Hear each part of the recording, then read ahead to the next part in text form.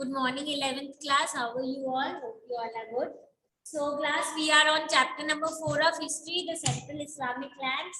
हमने चैप्टर का इंट्रोडक्शन ले लिया था, हमने बात कर ली थी about resources, location and we also did talk about कि कैसे प्रॉफिट मोहम्मद जो है ही spread his this religion called Islam and how did it gain importance and political कैसे politically भी important हो गया था, expansion कैसे हुआ था. And in our previous class we talked about the four prophets कि कैसे फर्स्ट प्रॉफिट ने इनिशियली सिर्फ कोशिश की थी जो रिवोल्ट है उनको सप्रेस करने की. सेकंड फर्स्ट अबू बकर थे, सेकंड उमर थे जिन्होंने कैंपेन्स किए to have control over Medina और पॉलिसीज बनाई थी फॉर एक्सपेंशन. जो हमारे थर्ड कैलिफ थे उन्होंने एक्सपेंशन की थी उस्मान ने. Fourth caliph and then Usman was assassinated. फिर अली आए थे, कुछ रिवोल्ट्स हुए थे because few people did not want him, some people did not want him to become the caliph. तो डिवीजन हो गई थी सियाज एंड सुन्नीज में and then he was also finally assassinated. And then we ended our class on the note कि next जो caliph है वो मुवैया बन गए थे and कैसे अब एक उमायद डायनेस्टी बनेगी under him. Okay, so let us now start to talk about this time. तो उमायद जो है हम देखेंगे they brought many new policies especially to control and consolidate the expanded empire under them. So जो conquest of large territories actually destroyed the caliphate that was based only on Medina. And इसकी जगह पे एक authoritarian policy आ गई थी. Main जो centre पे जो है वो अथॉरिटेटिव होगा. और जो उमायद जो है उन्होंने बहुत सारे पॉलिटिकल मेजर्स इंट्रोड्यूस किए थे ताकि पूरी की पूरी कम्युनिटी के ऊपर वो कंट्रोल कर सके, लीडरशिप अच्छे से हो सके. तो फर्स्ट उमायद कैलिफ थे, his name was Muawiya. he took very you can say new steps to consolidate and have more control over the not only territory but also over the community. तो इन्होंने सबसे पहले तो अपना capital जो है वो डेमस्कस पे मूव किया और कोर्ट सेरेमनीज और जो एडमिनिस्ट्रेटिव इंस्टीट्यूशंस है जो बाइजेंटाइन एम्पायर के थे and which he thought were good, he adapted them. He included them in his administrative institutions and the ceremonies, court ceremonies, etc. Next important thing that he did, very important, was hereditary succession. So he somewhere persuaded the leading Muslims to accept his son as the next the person who will succeed him. So this was an important step because आगे जाके इस succession से related क्या है, fight नहीं होगी. Okay, so this was a good step that was taken by मुवैया. इसके बाद अगर हम देखें इन्होंने जितनी ये इनोवेशन की थी इनके कारण ही हम देखेंगे कि उमायद जो है they could rule for a very long time span, that is for 90 years.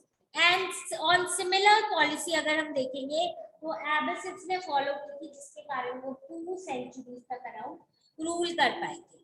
अब अगर हम देखें उमायद्स ने अब एक इंपीरियल पावर एस्टैब्लिश कर लिया था, a kind of empire, that is why we are calling it dynasty, and obviously hereditary succession is इसके basis पे. And then along with this we will see that he focused that this imperial power is not only based directly on Islam but state craft, कैसे आपका administrative major होता है उसके basis पे कैसे आप रूल करते हो, एंड ऑल्सो सीरियन ट्रूप्स की लॉयल्टी. अब हम देखेंगे he included Christian advisers in his administration. he even included Zoroastrian scribes and bureaucrats in his empire. That means he was including people of different sections in his empire.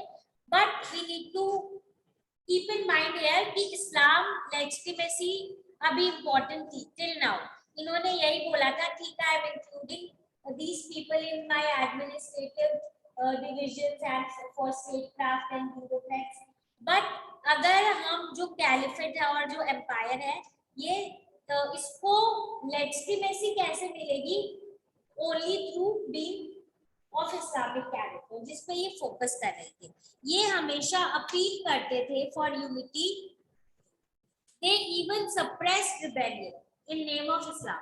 अगर इनके against कोई rebellion होता था तो ये clearly बोलते थे कि we will not accept this kind of rebellions, we will suppress it even if we have to use violence. और इसका एक्सक्यूज क्या देते थे, that we are doing it for protection of Islam and basically for continue इस्लाम की dominance होनी चाहिए हमारे एरिया में। इसके साथ साथ they retain their Arab social identity. Specially अगर हम बात करें अब्दुल मलिक के टाइम पे, जो जिन्होंने रूल किया था अराउंड 685 टू 705 वाले टाइम पीरियड के अराउंड, और आगे जो इनके सक्सेसर्स है उन्होंने अरबिक और इस्लामिक आइडेंटिटी को और ज्यादा स्ट्रांगली यहाँ पे प्लेस करने की कोशिश की, एम्फसाइज करने की कोशिश की। कुछ मेजर जो अब्दुल मलिक ने लिए थे अरबिक और इस्लामिक आइडेंटिटी को एम्फसाइज करने के लिए और उसको प्लेस करने के लिए, वो था सबसे पहला अरब को as a language of administration, ठीक है। So Arab as an administration, and then इन्होंने इस्लामिक कॉइनेज इंट्रोड्यूस किए थे। इस्लामिक कॉइनेज में इन्होंने गोल्ड के दिनार और सिल्वर के दिरहम, you need to remember these terms, ठीक है, ये इंट्रोड्यूस किए थे। इनके कैलिफेट में समवेयर ये यूज होने लग गए थे, सर्कुलेट होने लग गए थे, बट ये एक्चुअली में कॉपीज थे। कौन से कॉइन्स के, जो बाइजेंटाइन एम्पायर और ईरानियन एम्पायर के थे, ठीक है। तो बाइजेंटाइन और ईरानियन जो कॉइन्स थे, डिनारियस और जो ड्रैकन थे, उनके बेसिस पे इन्होंने कॉपी किए थे, बट जो ओरिजिनल वाले कॉइन्स थे उनमें सिंबल्स ऑफ क्रॉस और फायर ऑर्टल्स आते थे। और ग्रीक और जो पहली लैंग्वेज जो ईरान की लोकल लैंग्वेज होती है वो यूज होती थी, उनको उन्होंने चेंज करके यहाँ पे अरेबिक इंस्क्रिप्शंस, कुछ कुरान से कुछ फ्रेजेस, उस टाइप की जो चीजें वो उन कॉइन्स में इंस्क्राइब कर दी थी। अब्द अल मलिक जो है, his contribution is considered very important in terms of जो Arab Islamic architecture है, not only in terms of coinage but जो buildings वगैरह जो बनाते हैं वो जो आर्किटेक्चर है उस पर भी फोकस इन्होंने सबसे ज्यादा किया था। इन्होंने बनाई थी Dome of Rock in Jerusalem, and this is one picture is given on in your book on page number 84, you can focus on this। ये जो है this is actually a mount by Abd al-Malik, earliest work है, major work Islamic architecture का। और ये जो monument है ये एक तरीके से मार्क करता है मुस्लिम प्रेजेंस इन जेरूसलम, कि जेरूसलम में मुस्लिम प्रेजेंस बहुत इंपॉर्टेंट है। और ये जो बिल्डिंग है, ये जो डोम ऑफ रॉक है, ये डिपिक्ट क्या करता है, इंडिकेट क्या करता है, मिस्टिकल एसोसिएशन। ऐसा माना जाता है कि प्रॉफिट मोहम्मद की नाइट जर्नी थी टू हेवन, जिसको मिराज बोलते हैं, उससे रिलेटेड ये बिल्डिंग बिल्ड की गई थी, ठीक है। देन बेसिकली अगेन हम यही देखेंगे, that is why he is the person who is considered important. और स्पेशल बिल्डिंग जो है डोम ऑफ रॉक है, कहाँ पे, Jerusalem. Now this is Abd al-Malik, and sometimes his important policies are asked as a question, so you should know these points, ठीक है। हम जो अब्द अल-मलिक के कॉइनेज रिफॉर्म्स है उनके बारे में हमने बेसिक पढ़ लिया है। नाउ आपकी बुक में एक बॉक्स दिया हुआ है on page number 84, you can have a look at this one again so that again you know more about these points. So just have a look at this box on page number 84. 3 coins are shown in your book जिन्होंने transition दिखाया है Byzantine coin से अरब Islamic coin की तरफ। अगर आप देखो first coin जो है वो बाइजेंटाइन गोल्ड सॉलिडस है, ठीक है, डिनारियस है, जिसमें एम्परर हेराक्लियस और उसके 2 सन्स दिखाए गए, ठीक है, ये बाइजेंटाइन वाला कॉइन। अब हम देखते हैं इस बाइजेंटाइन कॉइन से ट्रांजिशन कैसे हुआ है। On the second coin, the bearded and long-haired caliph is dressed in traditional Arab robes and is holding sword. It is the first extant portrait of a Muslim. And then तो आप देख सकते हो second coin में caliph को depict किया गया है, ट्रेडिशनल अरब रोब, उन्होंने कपड़े जो पहने थे उस टाइप के हैं, और एक कैरेक्टर उनका अब डिपिक्ट किया गया है, okay, with the kind of clothes he is wearing, sword है, और कैसा उनका पूरा कैसा एक मुस्लिम कैलिफ को दिखाया गया है। एक ये it is also unique because later धीरे धीरे इसी के टूवर्ड्स रिप्रेजेंटेशन डेवलप हो गई थी, ठीक है, आर्ट और क्राफ्ट की इन सब पॉइंट से रिलेटेड। अब अली के जो रिफॉर्म्स थे अगर आप देखो कॉइनेज के, it was also linked with reorganisation of state finance, यानी कि स्टेट डिसीजंस क्या थे फाइनेंशियल मैटर, इकोनॉमिक मैटर में, उससे रिलेटेड भी आपको डिपिक्शन मिल सकते हैं। It proved so successful that for hundreds of years coins जो है इसी पैटर्न में बनाए जाते थे, और जो वेट्स वगैरह होता है कि इस वेट के होने चाहिए, वो भी सेम पॉलिसी हो रही थी of the third specimen. Third specimen जो है यहाँ पे देखो ये रिफॉर्म दिनार है, एपिग्राफिक एविडेंसेस है क्योंकि इंस्क्राइब्ड है चीजें, इसमें कालिम के बारे कलीमा लिखा हुआ है that there is no God but only Allah, ठीक है, and he has no partner या शरीक, मतलब ऐसा और कोई नहीं है, एक ही गॉड है, कौन है, अल्लाह। सो यानी कैसे चेंज हुआ है हमने देख लिया, और कैसे वाले बहुत सालों तक फॉलो होते हैं, ठीक है।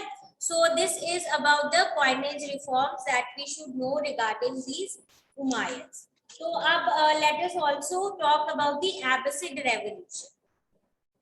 तो हम देख लेते हैं कि एब्बासिड्स कौन थे। उमायद का हमने टाइम स्लॉट देख लिया, बहुत अच्छा था, बहुत अच्छे से इन्होंने रूल किया है, एक्सपैंड किया है, अरब आइडेंटिटी को एस्टैब्लिश किया है, अरब आइडेंटिटी को एस्टैब्लिश किया है, कॉइन्स वगैरह इंट्रोड्यूस किए हैं, आर्किटेक्चर भी इनका स्पेसिफिक तरीके का डेवलप हो गया। अब ऐसा क्या हुआ कि एक रेवोल्यूशन आके उमायद को हटा के एब्बासिड्स पावर में आएंगे, वो देख लेते हैं।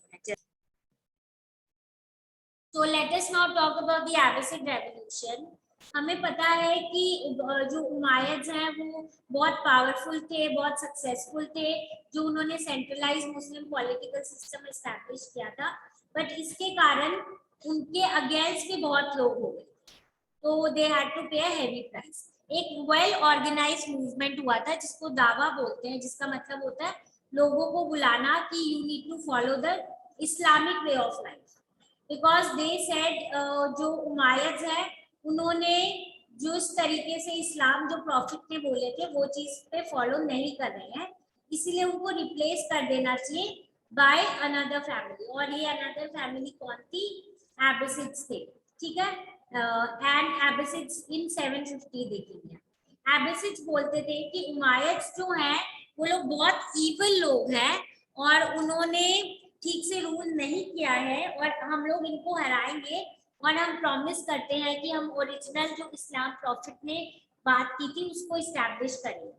तो ये जो रेवोल्यूशन है it led not only to change of dynasty, dynasty के साथ साथ पॉलिटिकल स्ट्रक्चर भी बहुत चेंज होगा, और इस्लाम का जो कल्चर जिस हिसाब से फॉलो हो रहा है वो भी बहुत चेंज होगा। एब्बासिड अपराइजिंग जो है वो खुरासन में, जो कि ईस्ट ईरान में बहुत दूर, मतलब मेन डेमेस्कस और इस एरिया से बहुत दूर है, बेसिकली 20 डे जर्नी है डेमेस्कस से, अगर आप एक बहुत फास्ट हॉर्स पे ट्रैवल करो वहां पे स्टार्ट होती है अपराइजिंग। और ये जो एरिया है यहाँ पे मिक्स अरब और ईरानियन पॉपुलेशन रहती है, जिनको उमायद के खिलाफ करना, उनके अगेंस्ट समवेयर बोलेंगे मोबिलाइज करना इजी था, क्योंकि अरब सोल्जर्स जो है वो मोस्टली हमने देखा था इराक के थे, और सीरियंस को वो लोग अगेंस्ट रहते थे, और हमने उमायद से पढ़ा था कि सीरियन ट्रूप्स को इम्पोर्टेंस देते थे बेस्ड ऑन सीरियन ट्रूप्स था उनका जितना भी ये सोल्जर्स और आर्मी से related.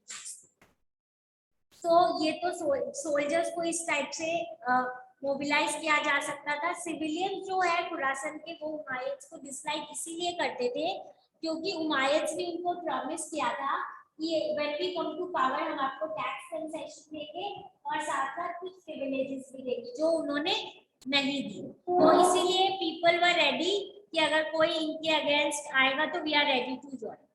And then Iranian Muslims जो है जिनको मवाली बोला जाता है, इनको इतनी इंपॉर्टेंस नहीं दी जाती थी उमायद्स के अंदर, तो they were ready to join any conquest against Umayyads. तो एब्बासिड्स जो है वो थे कौन, वो प्रॉफिट मोहम्मद के अंकल अब्बास जो है उनके डिसेंडेंट्स थे, और ये बोल रहे थे, इन्होंने मोबिलाइज किया लोगों को और बोला एब्बासिड्स के अगेंस्ट हम लोग है सारे, और हम लोग इसीलिए कर सकते हैं क्योंकि हम लेजिटिमेट हैं इनके अगेंस्ट बोलने के लिए, क्योंकि हम प्रॉफिट मोहम्मद से रिलेटेड है, मसीहा से रिलेटेड है, from the family of profit है हम, इसलिए।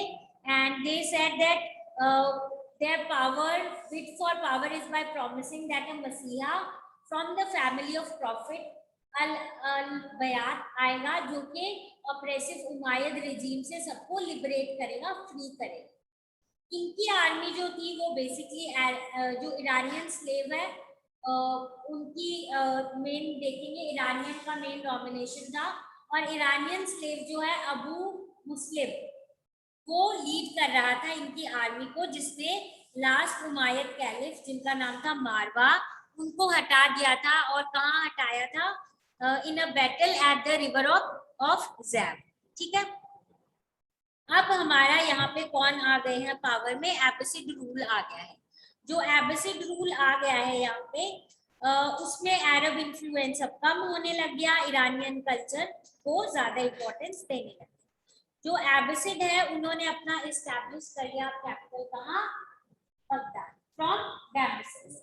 डेमस्कस से बगदाद कर लिया क्योंकि this was a place ancient Iranian जो एक मेट्रोपोलिस थी, टेसिफोन, ये सेंटर था यहाँ पे। मतलब ये अब खराब हो गया था, रूल नहीं बचे थे इस मेट्रोपोलिस के, ये जो एंशिएंट इरानियन मेट्रोपोलिस था जिसको अब इन्होंने यहाँ पे कैपिटल सेटअप कर लिया बगदाद। जो आर्मी और ब्यूरोक्रेसी थी इनकी उसको वापस से रीऑर्गेनाइज किया, जिसमें आपको ट्राइबल इंपॉर्टेंस नहीं दी थी, नॉन ट्राइब बेसिस पे दी थी, एंड ताकि ज्यादातर इराक और खुरासन के भी लोग पार्टिसिपेट कर सके। एब्बासिड ने अपना रिलीजियस स्टेटस भी इम्पोर्टेंस बढ़ाया, कैलिफेट को इम्पोर्टेंस दी, उसके फंक्शंस बढ़ाए, इस्लामिक इंस्टीट्यूशंस को फाइनेंस इम्प्रोवाइज किया, हेल्प किया, पैटर्नाइज किया और प्रमोट जैसे किया। ठीक है, एंड उसके बाद हम देखेंगे दैट बट दे और स्कॉलर्स को भी इम्पोर्टेंस दी इस्लामिक इंस्टीट्यूशंस की, but then they were forced by the needs of the government and empire, क्योंकि इतना बड़ा एम्पायर था तो उसको रूल करने के लिए आपको सेंट्रलाइज अथॉरिटी चाहिए ही चाहिए, जो इनको भी करनी पड़ी थी। बहुत अच्छा इंपीरियल आर्किटेक्चर भी इन्होंने एस्टैब्लिश किया, साथ में इन्होंने इलेबोरेट कोर्ट सेरेमनीज भी स्टार्ट कर दी जो उमायद करते थे वैसी। तो रिजीम जिसमें ये पहले बोलते थे हम एक मोनार्की को हमने डिस्ट्रॉय किया है, और अल्टीमेटली वो खुद भी एक ऐसा ही धीरे धीरे उसी टाइप का ऑलमोस्ट एम्पायर बन गए। तो मेजर चेंजेस आए थे कि रिवोल्ट हुआ था, जो उमायद की प्रॉमिसेस फुलफिल नहीं की थी, जो उनका सिस्टम था जहाँ पे सिविल को इम्पोर्टेंस दी जा रही थी उसको हटा के ये एब्बासिड्स आए। अब्बास लीडर थे मेनली, जो प्रॉफिट के अंकल थे, उनके डिसेंडेंट्स थे ये एब्बासिड्स जो थे।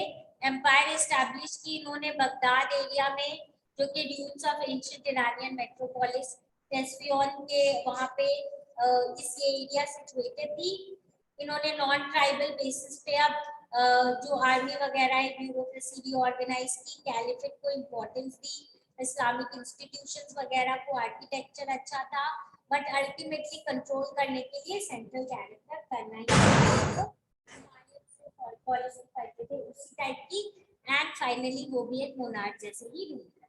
ठीक है, तो with this we have completed the Abbasid revolution also and their whole rule, and we have studied about their various things regarding क्या क्या उन्होंने चेंजेस किए थे। इस स्लाइड पे आप देख सकते हो Islamic tradition, centralise nature, court ceremonies, Umayyad और ये बाकी चीजें। ठीक है, आर्किटेक्चर से रिलेटेड भी देखो इन्होंने ग्रेट पार्टिसिपेशन, सारे सेक्शन, काफी section, Iran, Khurasan, and then as I said caliphate इन सबको इम्पोर्टेंस दी, Islamic institution, but centralise nature था, कोर्ट सेरेमनीज उमायद की हो गई थी और अल्टीमेटली मोनार्क हो गया। अब हम नेक्स्ट क्लास में देखेंगे ब्रेकअप ऑफ कैलिफेट, कैलिफेट का सिस्टम ब्रेकअप हो गया। तो आज हमने उमायद और एब्बासिड्स के बारे में पढ़ा था। So if you have any doubt relating to whatever topic we have covered, do come back with your doubts and we'll discuss and solve. Okay. But पढ़ना जरूर जितना भी हमने टॉपिक कवर किया है, ताकि आपके डाउट्स तो क्लियर हो जाए. Okay, so now we'll meet in the next class.